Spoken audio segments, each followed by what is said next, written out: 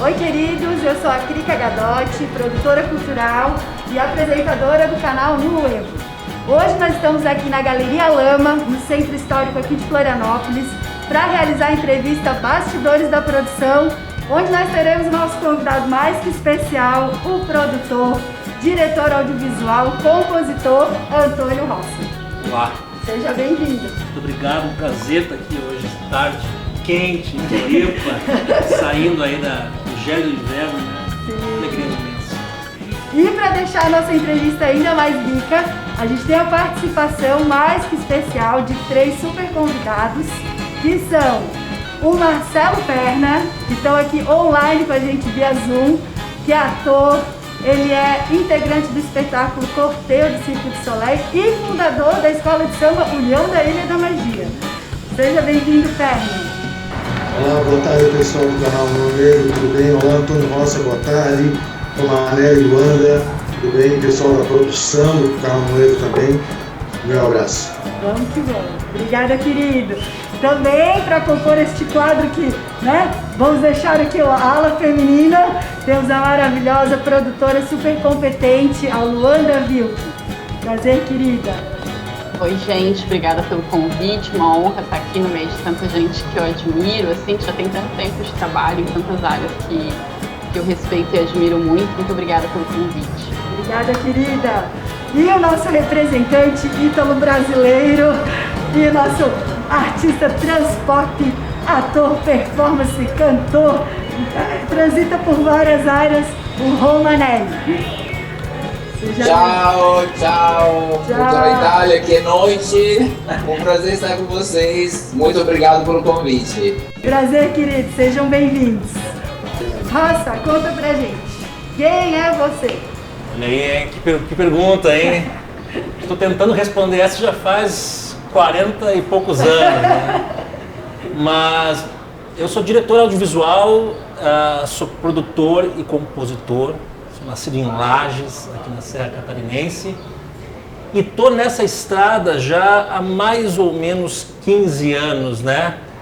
Produzindo, gravando, já fiz umas centenas de materiais audiovisuais, também lancei meus trabalhos como compositor, né? Já tenho 3 EPs, vários singles e vários clipes dessa carreira também como músico, e tô aí seguindo o sonho, né? Eu costumo dizer que o produtor, ele é um sonhador, mas ele também é um realizador, né? Então, unir essas partes é muito importante. Eu tenho seguido aí no sonho e produzindo também. A arte é tão importante, né? Cada vez mais eu vejo a arte como algo fundamental, ainda mais nesses tempos sombrios, assim, né? Porque a arte também, né?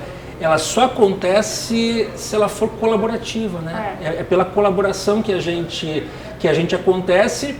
E na vida social é assim também, né? Parece que a gente esqueceu, às vezes, em alguns momentos, né, do efeito colaborativo, do quanto isso é importante, e a arte reafirma isso, a necessidade da colaboração entre as pessoas. Falando em produção, eu não sou produtor oficialmente, né, como figura, né? Eu sou um artista que se produz também, mas acho que quando a gente produz algo, né, do nosso trabalho, dependem muitas pessoas. E uma coisa que eu queria falar com o Rossa, muito importante, qual é a sensação dele, né? A gente fez 7 clipes juntos e a gente fez um clipe em março de 2020, no primeiro dia do lockdown, porque isso já estava planejado e a gente mudou ao longo do caminho. Eu queria ser o clipe, porque não tinha mais como fazer com equipe, era eu e ele. Podemos contar, né, Rossa, os bastidores. Claro. O clipe é do jeito que o mundo está, que inclusive fala exatamente disso, desse horror todo, bem antes, eu escrevi 3, 4 anos antes, e a gente ficou gravando, eu e Rossa, com uma câmera, com mínimo de luz, de nada, no hall do prédio dele. E acho que vale dizer disso, né, Roma, que, cara, foi um dos trabalhos mais simplificados que a gente pôde fazer, porque a gente estava simplesmente no hall de entrada do prédio, mas não estava vindo ninguém, né, do tipo, ninguém estava vazio.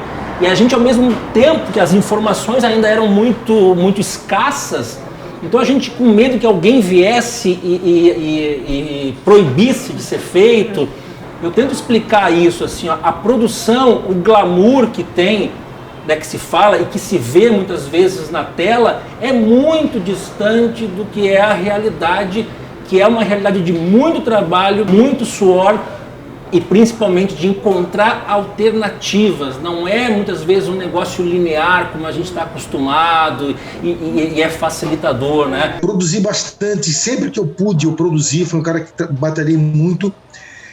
E no meio do caminho veio a escola de samba, veio o bloco carnavalesco, né, uma bateria que virou bloco, virou escola de samba, que é outro tipo de produção, né, que é aquela coisa maluca que muito se assemelha à produção cultural brasileira, sempre correndo atrás das leis, da prestação de conta. E a vida também me deu a oportunidade de poder trabalhar no Cirque du Soleil, que aí tu é catapultado, né? Depois de passar por todo esse perrengue, toda essa loucura, tu é catapultado numa estratosfera, num nível de produção perfeito. Aquilo é o sonho de todo mundo.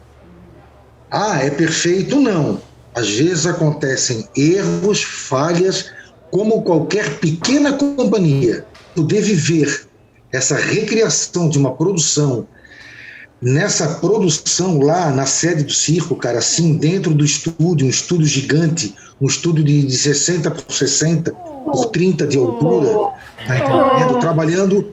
Trabalhando 200 pessoas, cara, quase 200 pessoas, e você não escuta um ataque de pelanca. Não existe. Porque a estrutura de produção está muito bem definida. Permite isso, né, Mancha? Roça, a sua função é essa, então você vai daqui até aqui. Mas eu acho que a produção ela se conecta nessa questão, né? Da organização, do planejamento e da execução, né?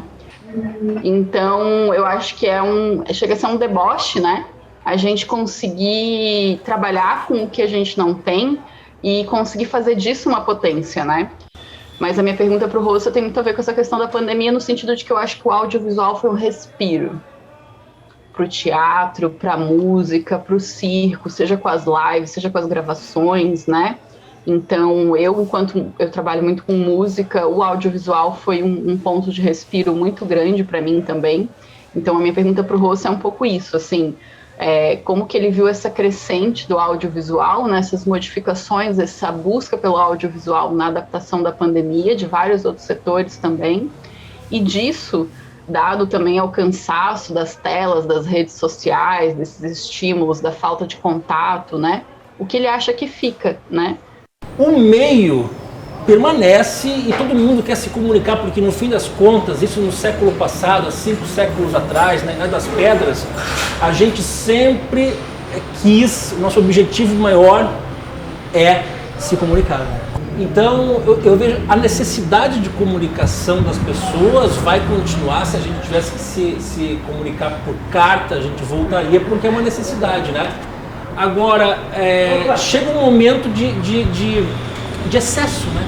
E acho que o que eu sinto agora é que a gente vai tender a querer coisas que sejam presenciais também, né? Porque a gente está sempre, uma vez que a gente já utilizou as possibilidades daquilo, pelo menos no nosso momento, a gente quer transcender isso e claro que não tem como você, ainda pelo menos tecnologicamente, você não tem como reproduzir uma experiência real, ainda pelo menos, que não seja o encontro, o ao vivo, né? Sim. Como é que tu analisa essa evolução da tecnologia, essa acessibilidade, e como é que isso chega, como é que a arte se serve disso? Eu acho que a vida ainda é o cerne da arte, e isso independe das tecnologias. Sim. O humano, né? Humano. Talvez seja uma nova maneira, se talvez com a pandemia e com a tecnologia a gente tenha que rever essa questão humana, porque afinal de contas a gente está passando aí por uma situação de negacionismo, de uma total diminuição do fazer arte e da vida. Quer dizer, nunca a vida ficou tão fora de moda como agora, né? A gente vai precisar, talvez mais do que as tecnologias e tudo, reviver e reavaliar a vida, né?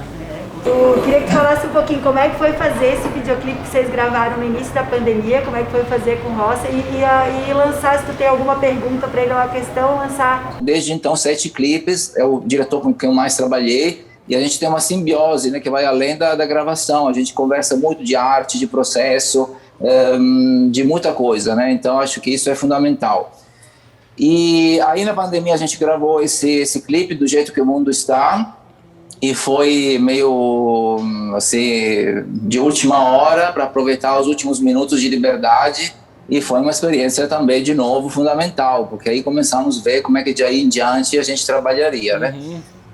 Mas o que eu queria perguntar ao Roça é exatamente isso. Quando a gente fez esses clipes, né, que felizmente tiveram bastante repercussão nacional e não somente, né, vários festivais internacionais inclusive, muita gente fala isso, que eu acho que é algo que para mim incomoda muito. Então eu queria saber de Roça o que ele acha, porque nunca a gente conversou muito disso. Todo mundo fala, nossa, parecem clipes feitos no exterior. Eu acho uma ofensa, né? Enquanto estrangeiro não acho isso uma coisa bonita, porque digo não, o único estrangeiro desses clipes sou eu.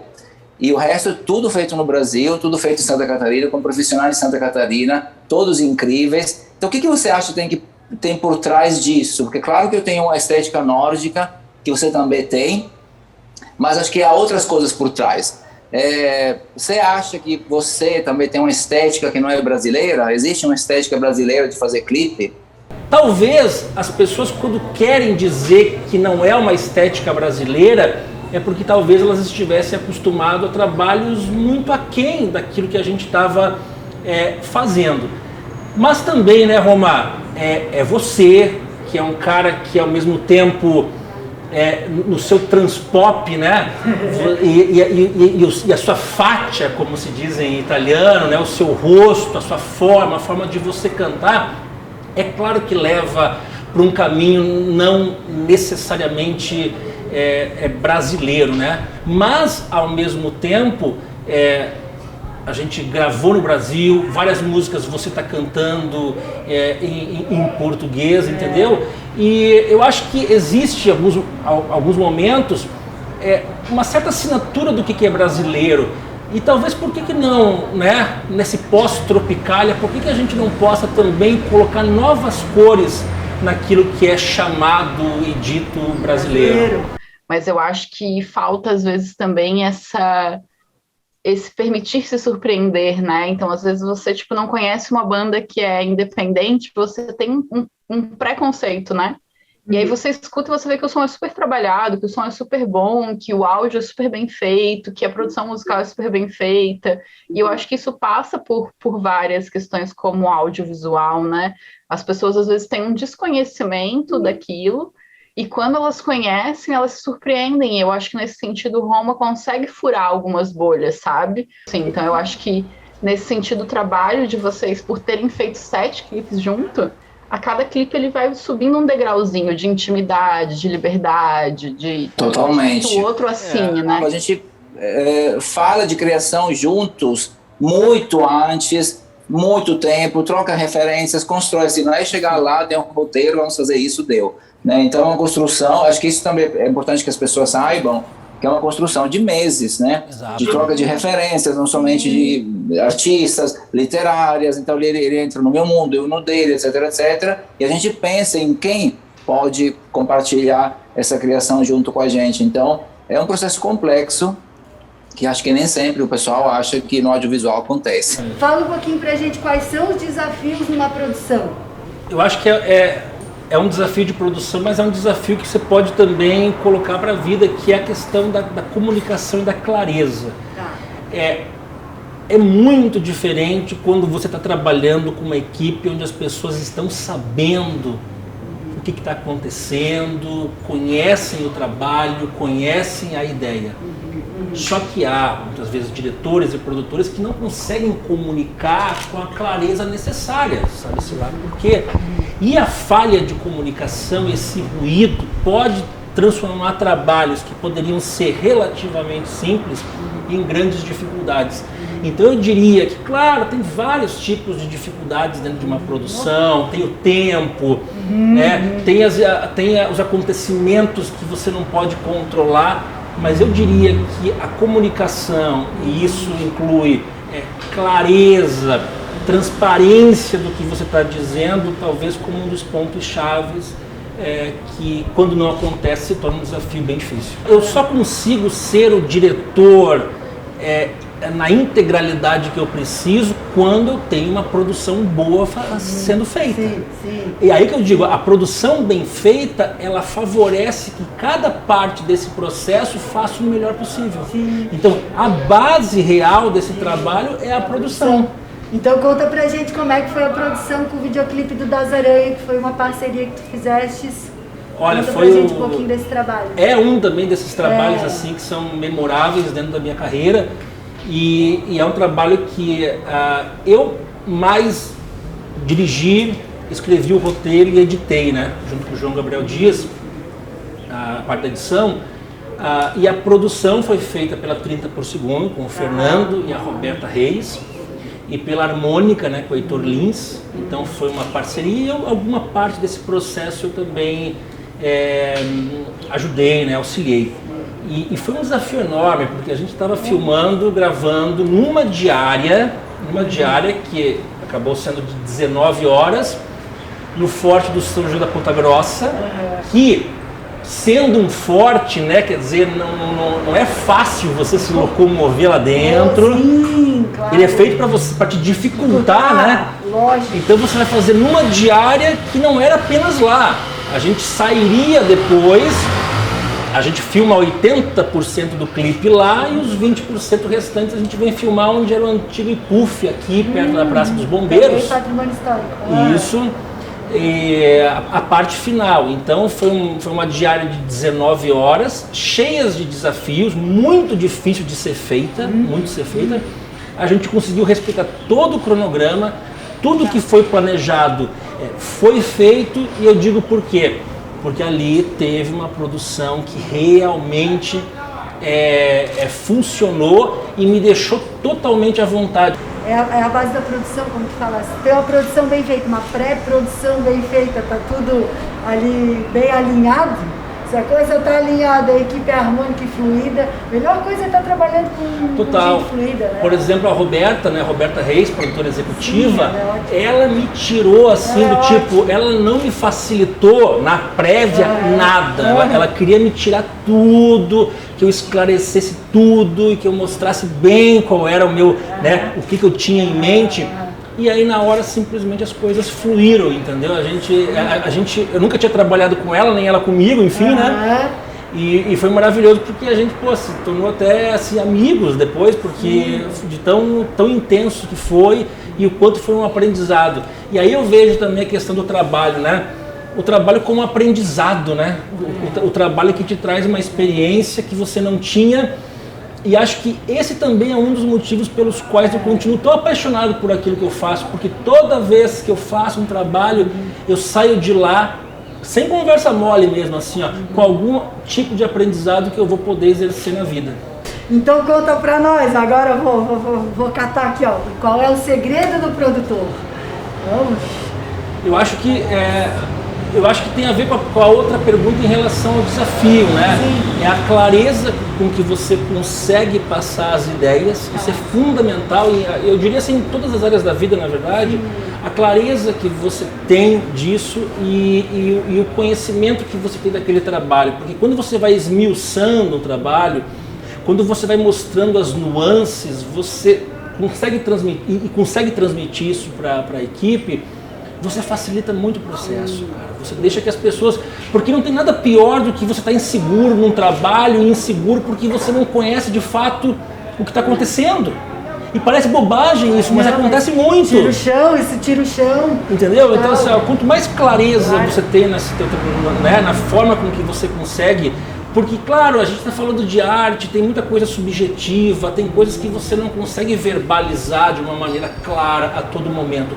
Mas há alguns alicerces do trabalho que precisa estar claro para cada pessoa que está trabalhando nesse projeto. Como isso tudo depois reverbera no seu processo de criação? O que você leva dessas experiências todas, tanto na música quanto no vídeo? Todos esses encontros, Roma, me trazem muito mais riqueza de vida E eu acho também que é por isso que eu continuo apaixonado por esse trabalho, continuo fazendo ele assim, porque eu sei que cada novo trabalho, por mais que a experiência me traga uma maneira de lidar muitas vezes mais tranquila, até a gente estava conversando, né, Perna, mas eu não fui sempre muito tranquilo no set, eu fui aprendendo a ser.